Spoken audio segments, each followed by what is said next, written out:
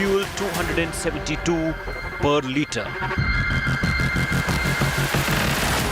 Forex reserves critically low.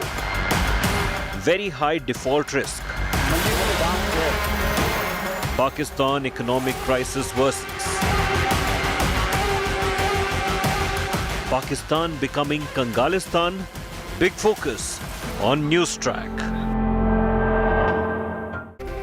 Pakistan has never been closer to total chaos and total collapse ever before in its history. And remember, this is a country that has had a turbulent past. But now it stands on the brink of absolute and total economic and public disaster. And it is the people of Pakistan who are paying literally the price for it. The question is, how far are things going to go before Pakistan completely collapses? And what does it mean for India, especially being surrounded by so much volatility? First Sri Lanka and now Pakistan headed for total and absolute destruction. I'm Shiv Aroor, this is Newstrack. Let's get you started with the headlines. The DMK brazens it out after its councillor kills an army man. Soldier Prabhu's family asks, do Netas have any conscience?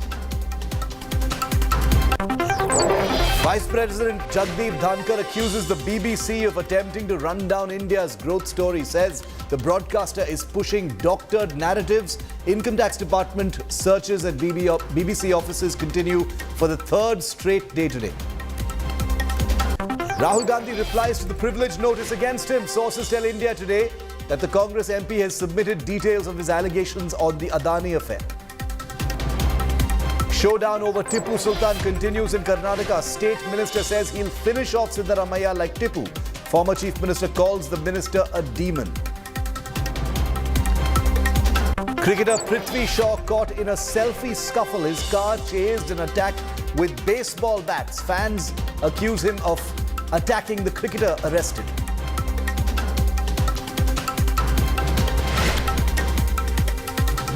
The chaos in Pakistan has to be seen to be believed. It has gone way past the danger mark and those critical safety levels. After dropping a 170 billion rupee tax bomb on its awam, Pakistan has now dropped a petrol bomb, raising fuel prices for citizens by a massive 22 rupees per litre in one fell swoop.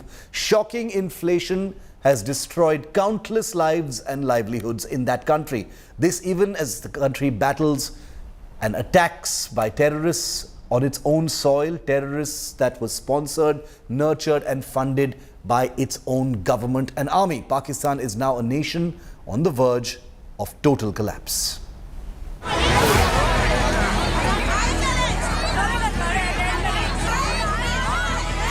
Pakistanis forced to fight for roti.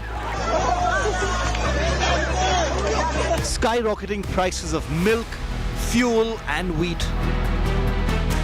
The Shehbaz Sharif Sarkar throwing tax bombs under the International Monetary Fund's glare. The bankrupt country facing nearly 33% inflation. Former Prime Minister and the biggest opposition leader Imran Khan facing a jail threat. His followers threatening massive clashes. Abuses openly being hurled at Imran Khan on live television. Response मेरी तरफ क्यों नहीं लिया था भाई? एक घंटे से मैं सुन रहा हूँ उनकी बकवास. ये सियासतदान है. ये सियासतदान है. ये इमरान है. इमरान. बात तो सुन ले भाई. इमरान है ये. पीता है रोज ये कोकीन. जो है वो ये अपना जो है आइस पीता है ये वो इसके ऊपर जो है वो डाली जा सकती है. लेकिन हम तो जो है वो उस हद तक हुकूमत जाने को तैयार नहीं है. All hell breaking loose in Pakistan, a country struggling to make ends meet and facing a default on its payments. A litre of unpacked milk in Pakistan is now priced at a whopping 210 rupees, up from 190 rupees earlier.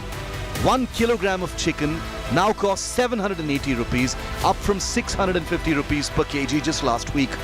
Boneless meat, which earlier cost 900 rupees per kilogram, is now 1100 rupees. Fuel too is burning a hole in every pocket. Petrol is 272 Pakistani rupees a litre and kerosene sells for 202 rupees.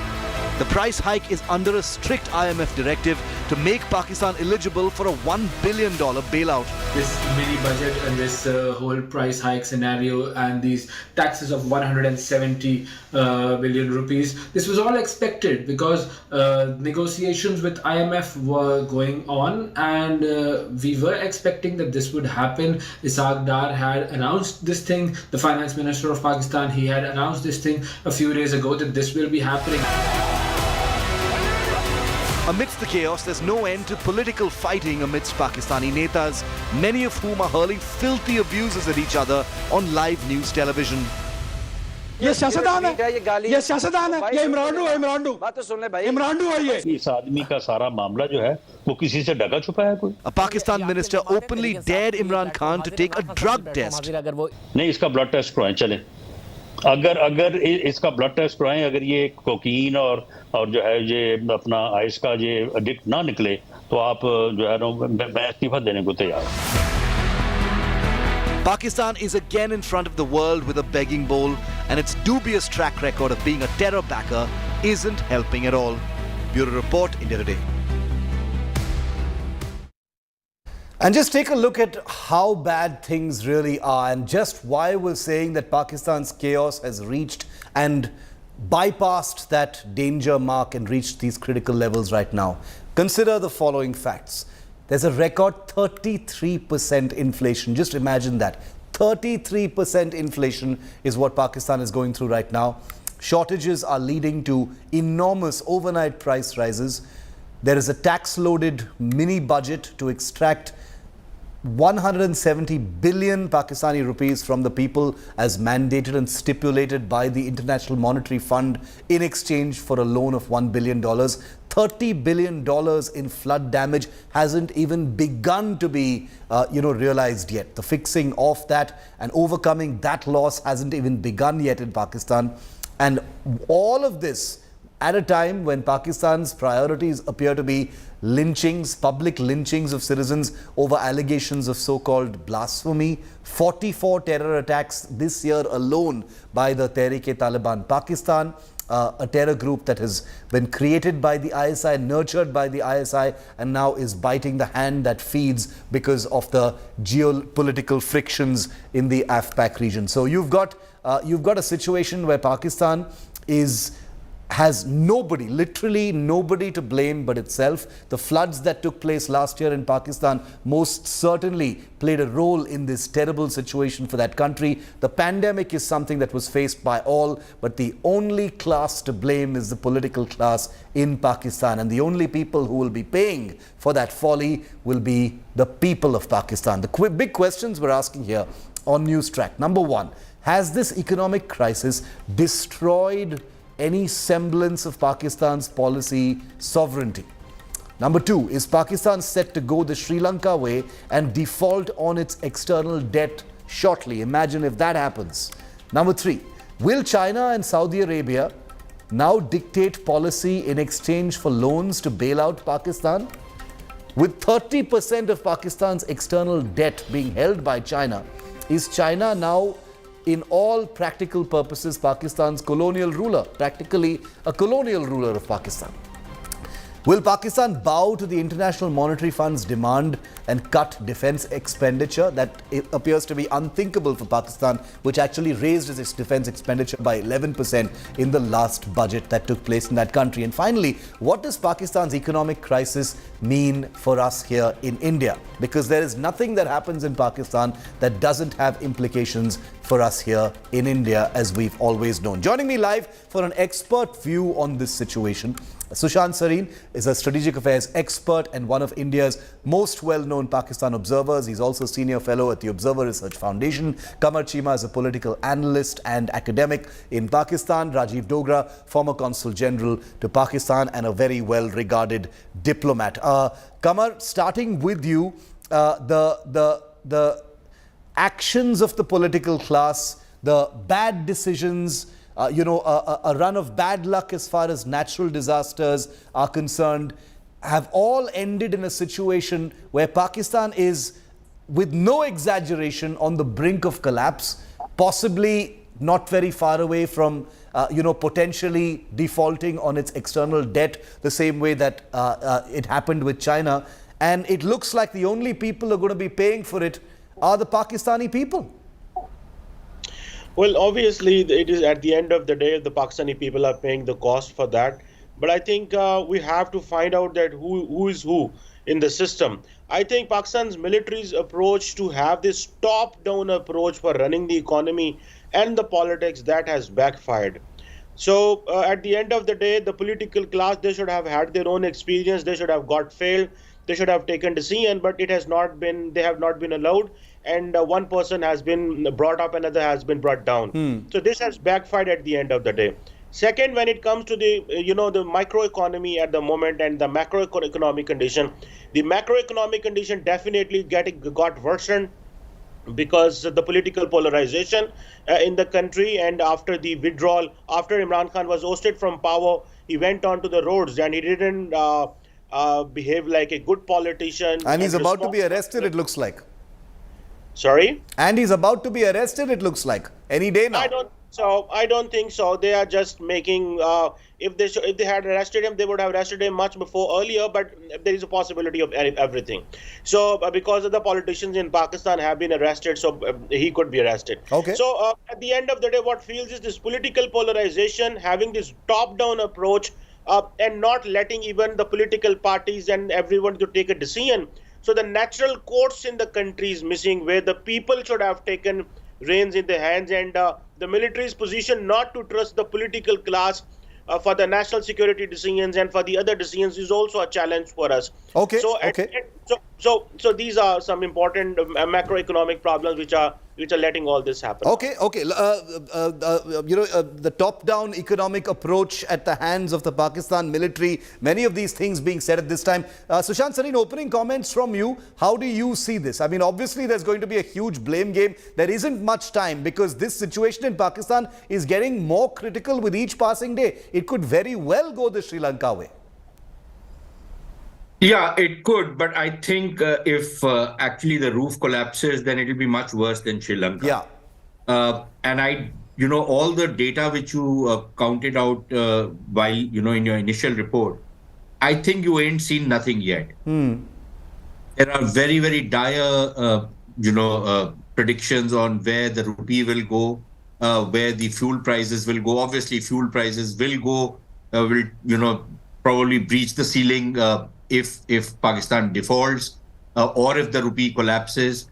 The fiscal situation of the country is totally out of sync, and if as reports are coming, the interest rates have to be raised by another 300, maybe 400 basis points, then businesses will close. The Pakistan state as such will be broke because the debt servicing cost will be even more than the revenue which they are earning. Indeed. So every which way you look at it, it's, they are in a deep mess. But on the other hand, you open a Tim Hortons and there are queues of a kilometer long.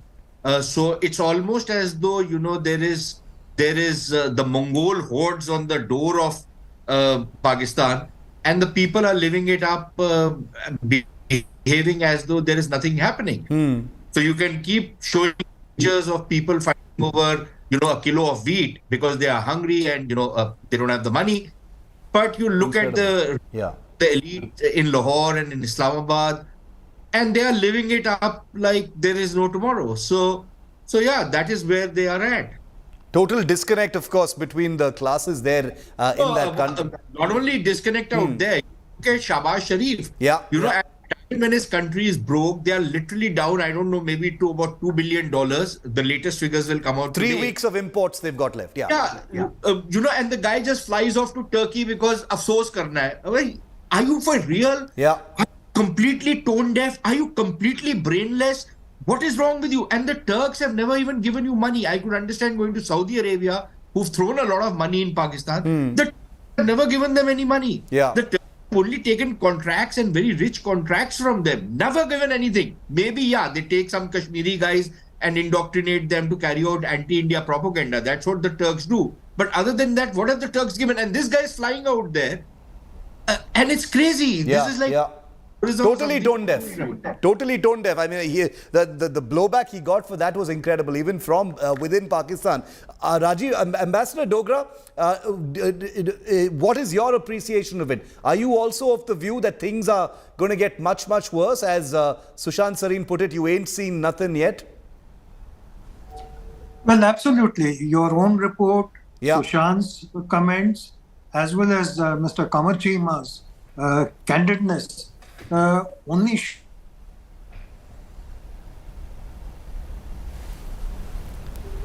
Sir, you've gone on mute. Ambassador Dogra, you're on mute.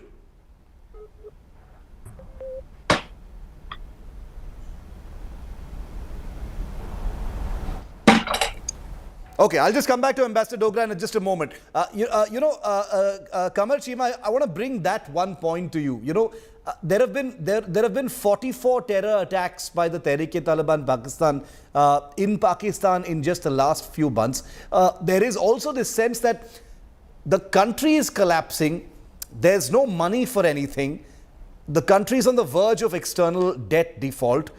But it looks like, terrorism, terror groups functioning, they aren't affected at all. There's no recession as far as terror is concerned. Well, I think this is very significant thing to understand. From 2015 to 2020, there was a marked decrease in terrorism, and the reason we consider that there are no more militants anymore.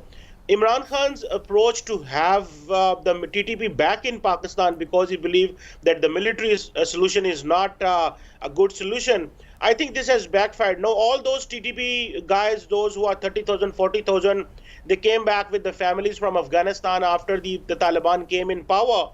Now they're everywhere in the country, and now the government is thinking that what should we do with them? Now they have gone everywhere in the country. So this is purely Imran Khan's desire. He wanted this. He asked the former DGISI Faiz Hamid to go and talk to them. And the Afghan Taliban said that, okay, take them back. No, Afghan Taliban are in a good position because they're saying that all that is happening. This is emanating from Pakistan. Okay. So, and on the other hand, Pakistan-Afghanistan's relations are not good as well. We have seen the skirmishes on the border. So I think this was a bad political decision to which obviously at that time the military establishment agreed. So normally they don't agree everything which the Prime Minister says, but I don't know why they agreed. So all the counter-terrorism gains we had, we lost that. No, but this is very much part of the chaos. Sushant Sareen, this takes the phrase "the chickens have come home to roost" to an entirely new level. For all of this to happen at a time when this historic economic crisis is taking place, Pakistan doesn't appear to be at all prepared to handle this.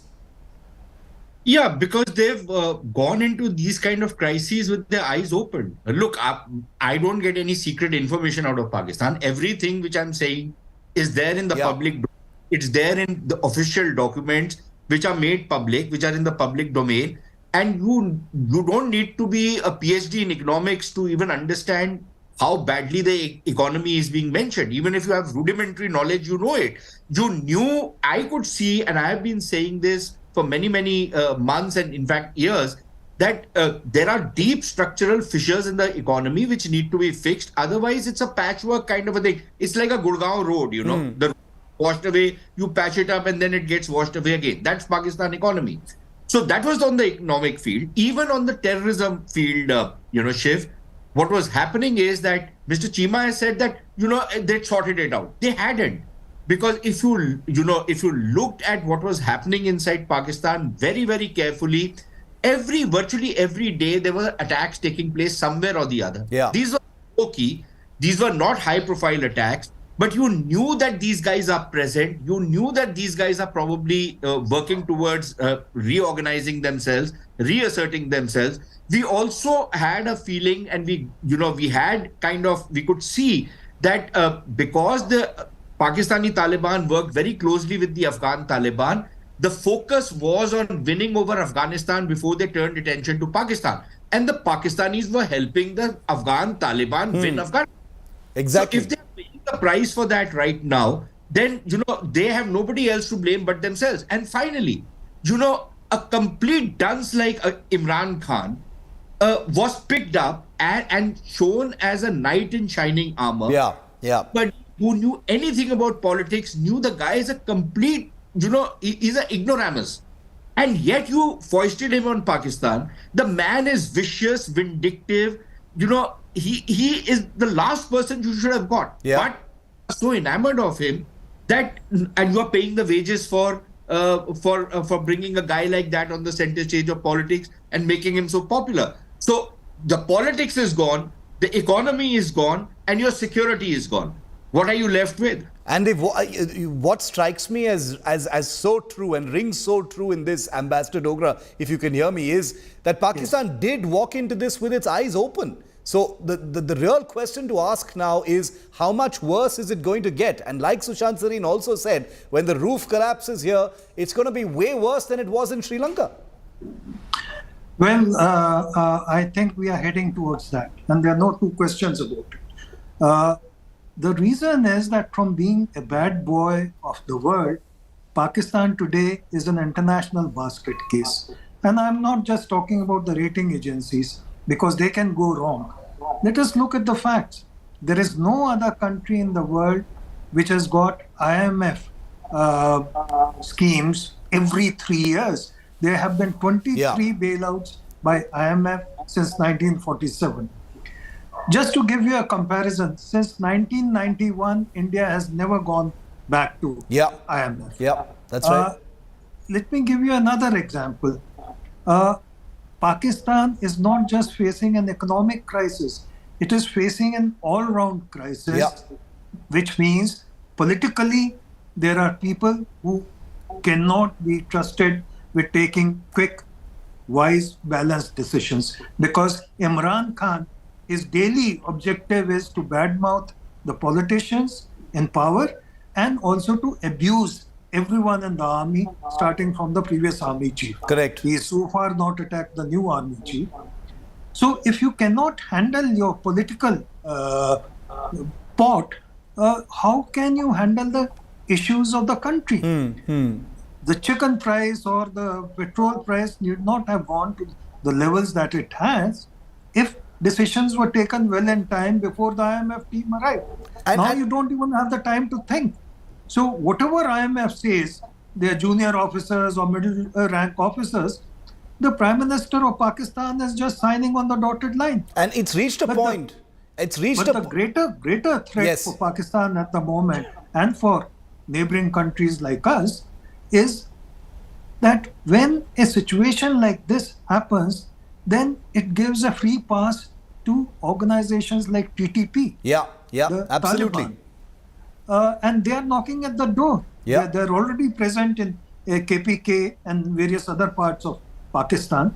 So when there is chaos, the situation would be much worse than Sri Lanka, because in Sri Lanka, people came out in anger on streets. Yes. But here, there are people who are armed to the teeth. Absolutely. That's the reason why it could be far more chaotic. And Kamar, which brings me to the question about autonomy, independence of policy making. All of that has gone straight out of the window. Whether it is the IMF's preconditions, whether it is China's preconditions, they still hold 30% of Pakistan's external debt. Saudi Arabia, which, as Sushant Sareen says, has been throwing money into Pakistan. They call all the shots now. Pakistan has no policy independence whatsoever at this situation. Well, Shiv, the point is that the political leadership, even Imran Khan and the incumbent government, they have been trying to save their political capital and delaying the arrangements which were coming from the IMF. This happened back in 2019 and this happened in 21-22 as well. So this is one reason. And now at the end of the day, they have to take those decisions because they failed to get the money from our Arab friends, from Saudi Arabia and from the UAE or from the China. So we couldn't get the loans freeze. We had to pay back the loans. And we couldn't get the debt restructure. We are getting the debt restructuring, but the loan freezing option was not for us. And we couldn't get the money from Saudi Arabia and UAE, which we normally used to get. And this is what the Saudis and the Emiratis asked Pakistan to go to the IMF. So at the end of the day, when Ishaq Dar finance minister had to accept everything that came from IMF, so that's how the economy reached to this point. So we were depending on the Arabs. And obviously they are exhausted by giving money this way. Okay. And recently the Saudi finance minister... Sushant Sareen wants to answer you. Sushant, go ahead. Go ahead. You had a rebuttal for that. Yeah, Shiv, the problem has been, and I've said this before, in Pakistan, debt is treated like disposable income. It's not. Yeah. And the moment you start treating debt like disposable income, then you don't intend to ever return it. So when the Saudis asked for their money back, the first time the Saudis asked for their money back, I think a year or two back, there were horrified looks on Pakistani faces. How come somebody has asked for his money back? How come the Saudis have asked for their money back? Now the biggest grouse is against China. China is such a big economy. What is $30-40 billion for them? Can't they, give us a debt rescheduling on this debt? After all, we are such good friends of theirs. What kind of friendship is China doing with us? Because they can't even, agree to this kind of a debt rescheduling. Yeah. Pakistanis don't understand is debt rescheduling is as bad as debt default. Correct. The thing is that when you go in for debt rescheduling, then the creditors will demand many, many things from you, which are going to be even more unpalatable than what they are demanding out of you right now. So have to understand that. But just one final point. I don't think, look, countries don't disappear because they default on their debt. There's anarchy, there might even be some bloodshed. But at the end of the day, I don't think Pakistan is going anywhere. So we don't need to worry too much. I think we will have a Pakistan of the sorts we like, that it's there and it's still, not a big nuisance for us. Because Pakistan does not have any revolutionary streak in them. There is no revolution coming in Pakistan. Come on this. Romanticize revolutions, but they are not a revolutionary people. Because, it's a one thing to get swayed by fast poetry and all that nonsense, but they are not a revolutionary people. So nothing will happen. There will be some scenes of the sorts you saw in Sri Lanka, but beyond that, it is the people of Pakistan are the most submissive people, which is why the army can rule over Pakistan and the bureaucracy can ride roughshod over the people, as can the politicians. Do you think a politician in India can do what a politician in Pakistan does? Or a bureaucrat in India can do that? They try it, but look at the kind of backlash which comes. So, in Pakistan, nothing will happen. Kamar wants to answer you. Yeah, Kamar, go ahead. Well, first of all, let me tell you that the petrol prices have got 270. The informal economy in Pakistan is bigger than the formal economy, and that's why the entire system is working. Since people have enough money, people have enough jobs, everybody is talking it will default. The Greece defaulted, Spain defaulted, other countries defaulted. So if we will default, that will be our own. This is going to be a failure and bad situation. But let me tell you, the people of Pakistan are resilient. They can fight back. Things will be better. It's not that it's economic crisis. We are a nation of 230 million people. We have survived against That is to Indian completely aggression shut your eyes to the reality, Kamar. I mean, that's an emotional response. We have seen Indian hostilities so far. We will face this as well. Don't worry, my friend. One sentence. Shiv, wasn't even talking about Indian hostilities, but anyway, yes, Sushant. So, this is the other myth which people like Dr. Chima, when they want to act very brave and, show a lot of bravado, they say, but, we have such a big informal economy. Yes, you have, which is precisely the reason why your country is in the kind of doghouse it is in. If you have such a large informal economy, the state collapses. A state cannot survive if that state cannot collect taxes. Exactly. That's the fundamental principle of statehood. And if your state cannot collect taxes from people and the people are very rich, but the state is very poor, the state withers away. When the state withers away, even those people who are doing their black ka paisa will not be able to do it. Yeah. You are looking at, this is the definition of a failed state. But, he's a PhD in whatever. So I suppose he knows more than I know. Okay, he's smiling, but I suspect not in a very happy way. But Ambassador Dogra, last couple of questions. What kind of, since Kamar brought up Indian hostilities, I'll end by asking you, what kind of impact, if any, does this have on India? What should India be looking out for right now? Well, I don't think it'll have a direct impact on India. Whether Pakistan economically goes down the tube or there are some protests, they will be limited to the territory of Pakistan. The only impact that can happen is when Pakistan starts exporting terrorism in a big way. But that's a separate question and a bigger question. Time only will tell. But what I want to emphasize is, which both Mr. Chima and Sushant have detailed well, is that there is no way, despite agreeing to all the IMF conditions, and they have agreed to them 23 times earlier, as I said, there is no way Pakistan can come out of this hole because it does not have the industrial base. It does not have the export capacity. Its exports are just 10% of the GDP. And to sustain a kind of a good balance of payments position, it must have more than 20%. Yeah. And when you have the Prime Minister of the country saying that I am ashamed to hold out my hand to beg from other countries, you are in a serious position. And when the finance minister says that out of the 3 A's, America, Army, and Allah, now only Allah can help us, that means the situation is really dire. Gone beyond, yeah. It's So we have a situation where the best economists in the world cannot help Pakistan because you need long-term restructuring of the country. Yeah. Where you set up industries, because unless you have exports, you cannot get back on your feet. Unless you have industries, you cannot move away from the consumption. Absolutely. Pakistan is a consumption economy today, which produces very little. We're going to leave it there because we're out of time, but Pakistan will continue to be one of our chief focuses as we continue to cover this crisis playing out. Thank you very much, Kamar Chima, Sushant Sareen and Ambassador Rajiv Dogra for being with me here on Newstrack. Thank you so much. A pleasure. And coming up next on Newstrack, India is all set to say namaste to a dozen more African cheetahs. That's right, a second batch of the spotted big cats will be arriving from South Africa on Saturday morning in a giant Indian Air Force jet.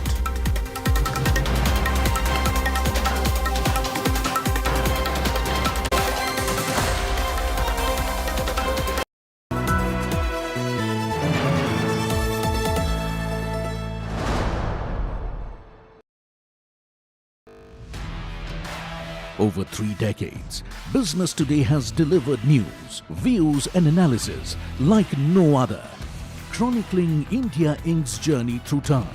Now, at 31 years, Business Today presents the future. Mission 2047, Road to India at 100, with Indian industry's biggest stalwarts and an exclusive interview with Google CEO Sundar Pichai.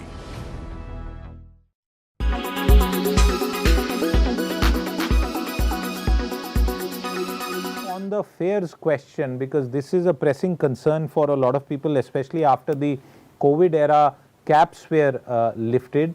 It's the question that a lot of people are asking is, how does this get sorted? The fact is that aviation fuel and its prices plus the taxation levy is outside of an airline or an airport operator's capacity to impact. So would it be fair to say that airfares in India need to be controlled through other means rather than just inducting more capacity?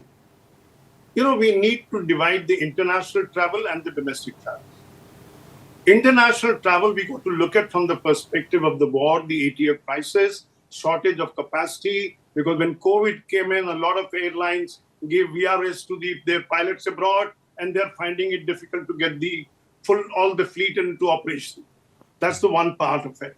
And plus, many of the airlines abroad cannot overfly Russian airspace.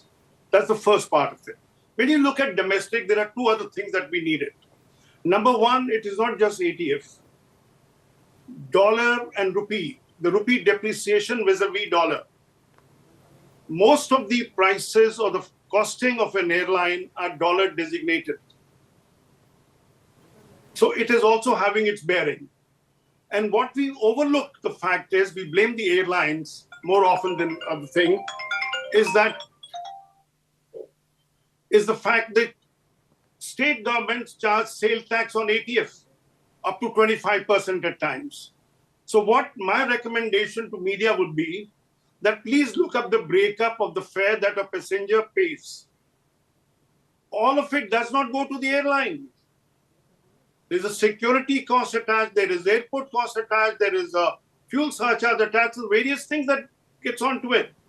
And that is what makes it. I'm not disputing for even one moment that the fares are high. So what we witnessed in December, as the results of Indigo show, that 15 crores profit per day is what they made in the October-December quarter. But let us not also overlook the fact that in the April-June quarter of 2022, they made a loss of 11 crores per day. Look at the swing of 26 crores per day that Indigo witnessed. And it wasn't that the management had to do anything. It was the pricing of fuel. It was the load factor that they could achieve, 90% plus in December month, vis-a-vis 70-75% in the month of April, May, June. So if more people travel, more capacity is in the market, and the attention of the media is not concentrated on airlines alone, but also on the state governments who are greedy, who put 25% sale tax, which is ad valorem. So as the fuel prices go up, their income goes up, and nobody questions them.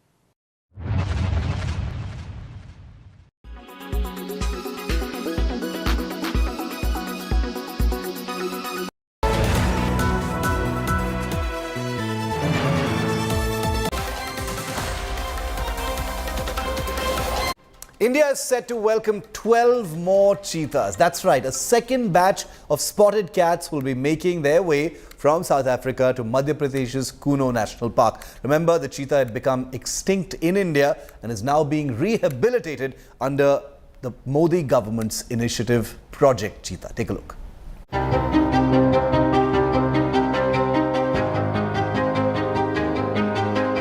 This was Prime Minister Modi releasing the first batch of 8 cheetahs in Madhya Pradesh's Communal National Park. The wild cheetahs, which had become extinct from India, were brought from Namibia and reintroduced under Project Cheetah. It was the world's first intercontinental large wild carnivore translocation project. Now, a second group of 12 spotted cats is all set to arrive at the Communal Reserve from South Africa. माननीय प्रधानमंत्री जी के नेतृत्व में भारत ने जो एक वैश्विक दृष्टि से बड़ा प्रयास किया इकोलॉजिकल रॉन्ग को इकोलॉजिकल हार्मनी में बदलने के लिए 50 के दशक में जो चीते भारत से एक्सटिंक्ट हुए थे उनको एक लंबे समय में वापस से लाने का विषय था। माननीय प्रधानमंत्री जी के नेतृत्व में हम उसकी पहले चरण में नामीबिया से चीते लेकर के आए थे। उनका 1 महीने का जो क्वारंटाइन का टाइम था वो पूरा हुआ और क्वारंटाइन उनका सक्सेसफुल रहा। फिर उनको 1 किलोमीटर के बाड़े में छोड़ा गया जहां पर अपने वो नेचुरल तरीके से रहने लगे और उसके बाद उन बाड़ों को भी आपस में खोला गया। तो एक तरीके से हमारा जो पहली खेप थी चीतों की वो व्यवस्थित तरीके से एस्टेब्लिश हुई है। A C-17 transport aircraft of the Indian Air Force is bringing the 12 cheetahs, 7 male and 5 female, from South Africa to India, accompanied by vets and experts. They will arrive on 18th of Feb, first at Gwalior, from where 17 Indian Air Force's Chinook choppers will fly them to the Communal National Park. चीता कूनो में स्थापित है। प्रधानमंत्री जी ने इसका लोकार्पण किया था। आगामी 18 तारीख को अगला किश्त नामीबिया से 14 चीते और आ रहे हैं। उनको भी कूनो में रिहा किया जाएगा। मुझे विश्वास है कि जैसे पहला किश्त जो आया था पूर्ण सुरक्षित रूप से वहाँ स्थापित हो चुके हैं, ये दूसरा किश्त भी करीब 3-4 महीने में पूर्ण रूप से वहाँ स्थापित हो जाएगा। Special quarantine blocks for the second batch of cheetahs are ready at the Madhya Pradesh Reserve. The 12 spotted cats will stay in quarantine for a month. South Africa will send 100 cheetahs in a decade's time to India according to a recently concluded pact. Past experience के बाद हमने जो quarantine बोमाज है इसको काफ़ी improvise किया है, तो उसके मैनेजमेंट में उसमें हमें काफ़ी सहूलियत मिलेगी।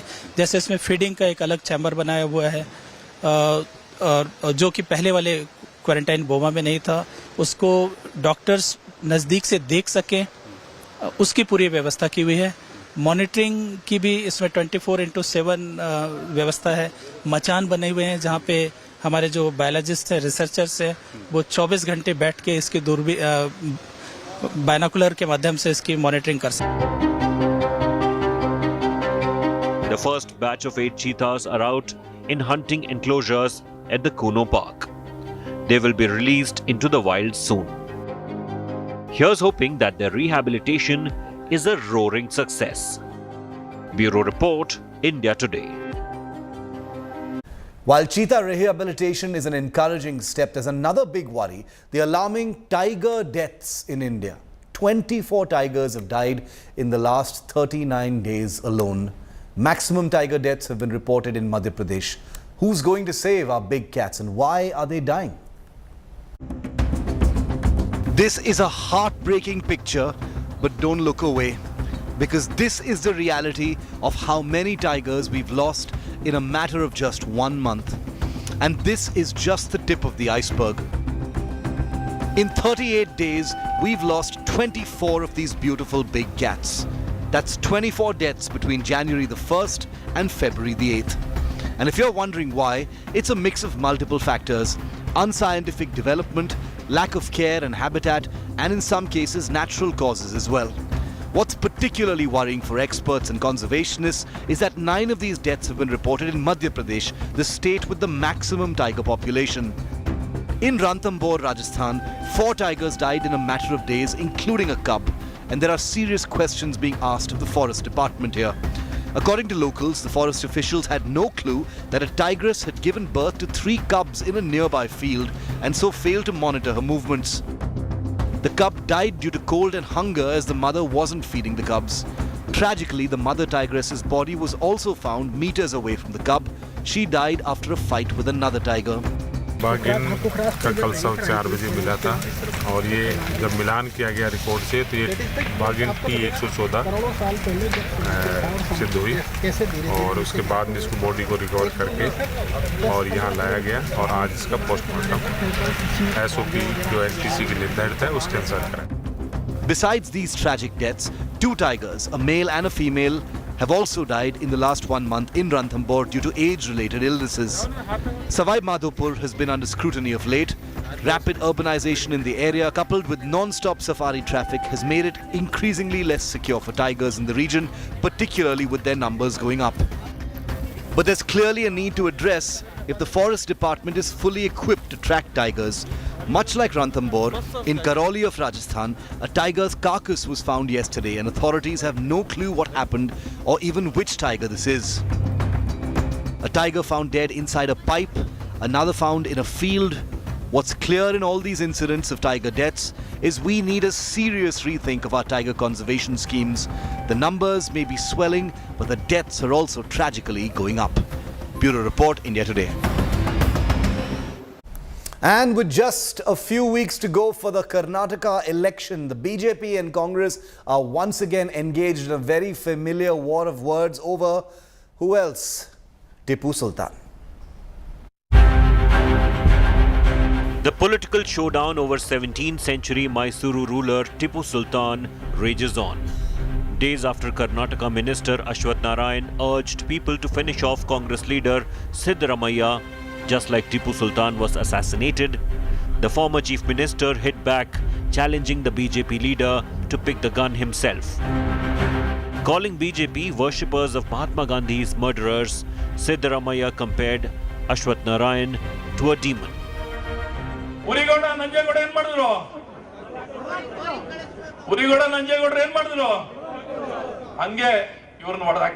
ಇದರಿಂದ ಪೋಲರೈಸೇಷನ್ ಆಫ್ ವೋಟ್ಸ್ ಮಾಡಕ್ಕೆ ಹೊರಟಿದ್ದಾರೆ.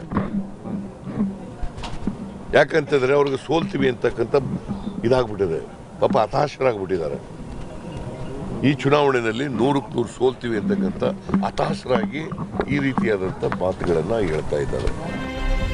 The Congress raked up the minister's statement in the assembly, where Ashwath Narayan seemed to back down. Talking about Tipu Sultan, and Mr. Siddaramaia's love for Tipu Sultan. Through a democratic process, the moral or the intention was, how politically through the democratic process, in the present context, this is only through democratic process. In that democratic process, we need to end this political party, Congress party. That's all the intention. Nothing to, take anything physically. There's no that kind of thought anywhere to have. We are not in that world. Ashwath Narayan's statement on Tipu Sultan came after state BJP chief Nalin Katil asked voters to choose between worshipping Ram and Hanuman over Tipu Sultan. ಹಾಗಾಗಿ ಯಲಬುರ್ಗದ ಜನತೆಯಲ್ಲಿ ಕೇಳ್ತಾರೆ, ನೀವು ಆಂಜನೇಯನನ್ನು ಪೂಜೆ ಮಾಡ್ತೀರಾ, ಟಿಪ್ಪುವಿನ ಭಜನೆ ಮಾಡ್ತೀರಾ? ಆಂಜನೇಯನ ಪೂಜೆ ಮಾಡ್ತೀರಾ, ಟಿಪ್ಪುವಿನ ಭಜನೆ ಮಾಡ್ತೀರಾ? ಹಾಗಾದ್ರೆ ಟಿಪ್ಪು ಭಜನೆಯನ್ನ ಮಾಡುವವರನ್ನ ಕಾಡಿಗೆ ಓಡಿಸ್ತೀರೋ ಇಲ್ವೋ? ಸಂಕಲ್ಪವನ್ನ ಮಾಡಿ, ರಾಜ್ಯಕ್ಕೆ ಟಿಪ್ಪು ಸಂತಾನ ಬೇಕಾ, ರಾಮ ಭಕ್ತರು ಬೇಕಾ, ಆಂಜನೇಯನ ಭಕ್ತರು ಬೇಕಾ? ಆಂಜನೇಯನ ಪುಣ್ಯ ನೆಲದಲ್ಲಿ ನಿಮ್ಮಲ್ಲಿ ಸವಾಲಾಗ್ತೇನೆ. ಈ ನೆಲದಲ್ಲಿ ಟಿಪ್ಪು ಪ್ರೀತಿ ಮಾಡ್ತಕ್ಕಂಥವ್ರು ಉಳಿಬಾರದು, ರಾಮನ ಭಜನೆ ಮಾಡ್ತಕ್ಕಂಥವ್ರು ಹನುಮಂತನ ಆಚರಣೆ ಮಾಡಬೇಕು. The opposition leaders have lashed out at the Saffron camp for raising Tipu Sultan as an election issue time and again. What Ashwath Narayan and Nalin Kumar Katil are saying is words of a man and a party scared by an absolute and total rout in the upcoming election after 50 or 60 days in Karnataka. It also shows their mental bankruptcy.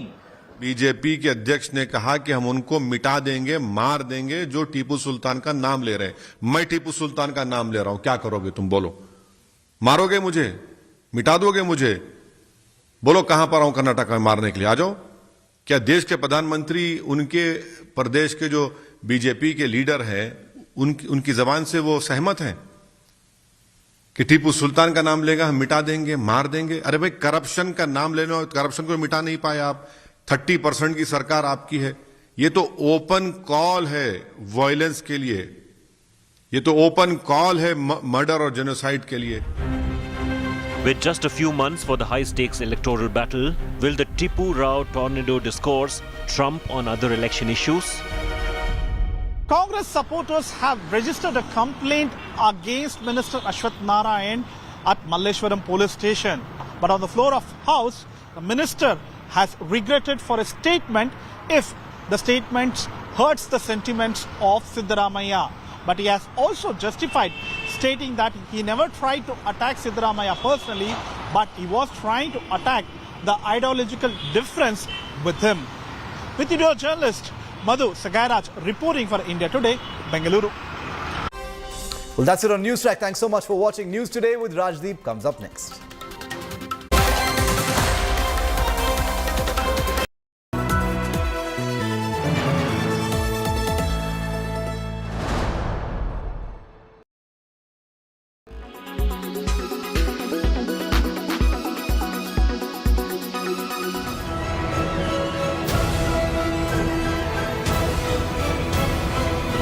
Filmmaker Todd Phillips has unveiled the first look of Lady Gaga in a scene with Joaquin Phoenix, the Joker from the upcoming film Joker, Folie à Deux.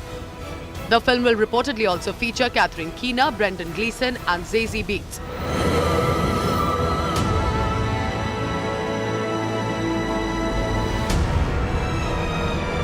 It's so awful, isn't it? The Joker sequel is scheduled to release in theatres on 4th October 2024. For my whole life, I didn't know if I even really existed. But I do.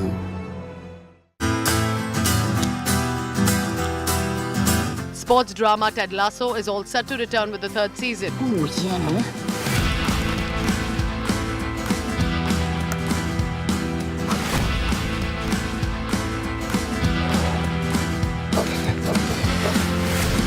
The makers have now released a teaser.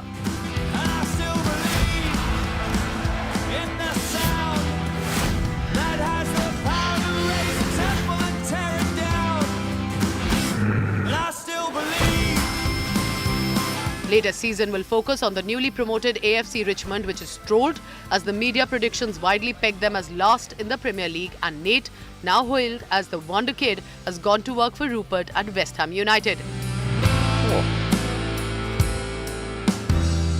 Well, if seeing is believing, I believe we've been seen. The series stars Jemmy Swift, Phil Dunster, Tohib Jimo, Christo Fernandez, Kola Bokini, Billy Harris and James Lance. Ted Lasso Season 3 will premiere on 15th March. Entertainment Bureau, India Today.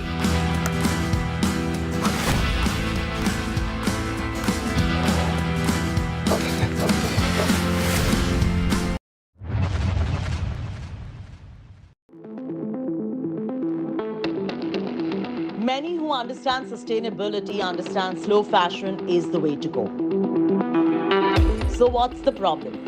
Slow fashion can be more expensive, and more often than not is expensive compared to fast fashion.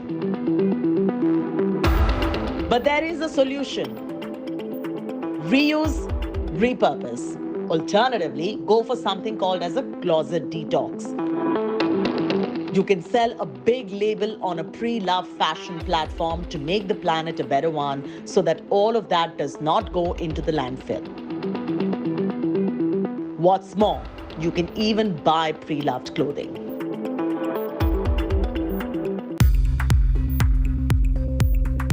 Celebrities have now caught on to the pre-loved trend. Recently, Alia Bhatt, Deepika Padukone, Katrina Kaif and Anushka Sharma indulge in a closet detox, setting off a pre-loved revolution in India. While you give your closet a second life, remember you are also giving your planet another life. And with that, don't forget to reuse, repurpose, or alternatively, join the pre-loved revolution in India. In New Delhi with Vaishnavi Kaharwar, Chethi Narula for India Today.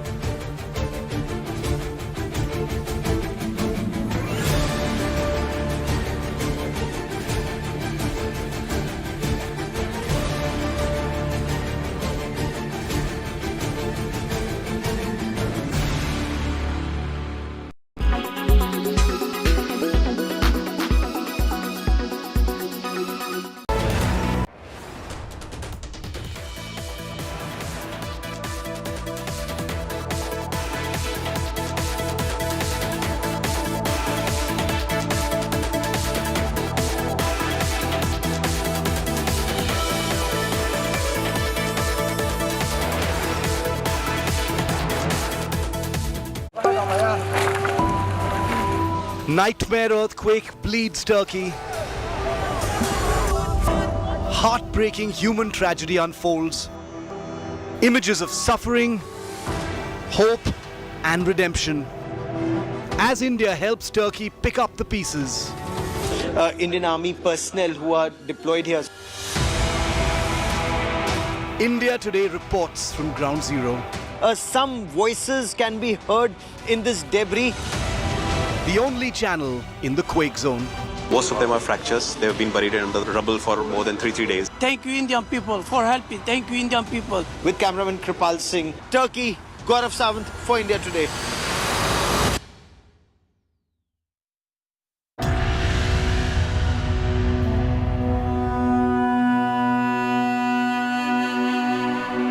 Very hungry. No toilet, no shower. No food, no water, nowhere to stay, and loved ones gone. This is the story of Hatay. Thank you, Indian people, for helping. With cameraman Kripal Singh in Hatay, Turkey, Gaurav Sawant for India Today. Grounded in journalism, on the ground reporting, only on India Today TV.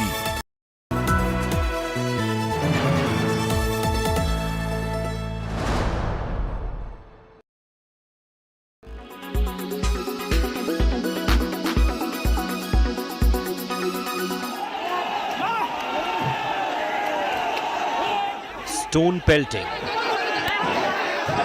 Houses attacked. and vehicles vandalized. Communal clashes erupted in Jharkhand's Palamu over Mahashivratri preparations. Violence took place after a group allegedly vandalized Toran Gate, a traditional decorative hanging built for the Shivratri festival.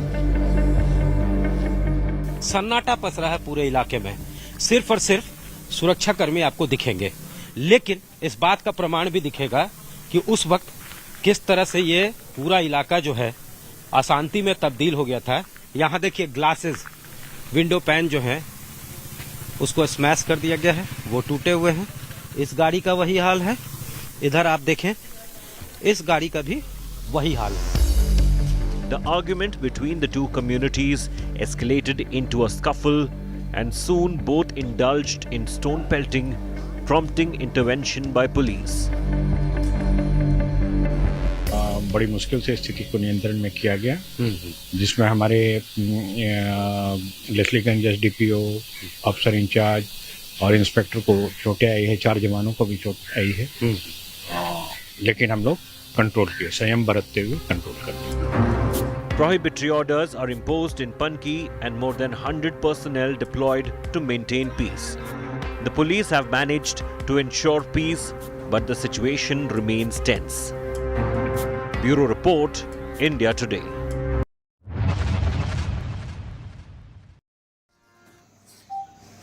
Tragedies can either break you or make you.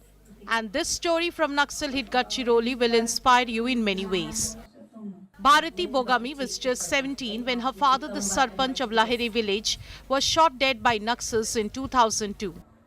A brain tumor survivor, she faced several financial problems and yet continued her struggle to become a doctor.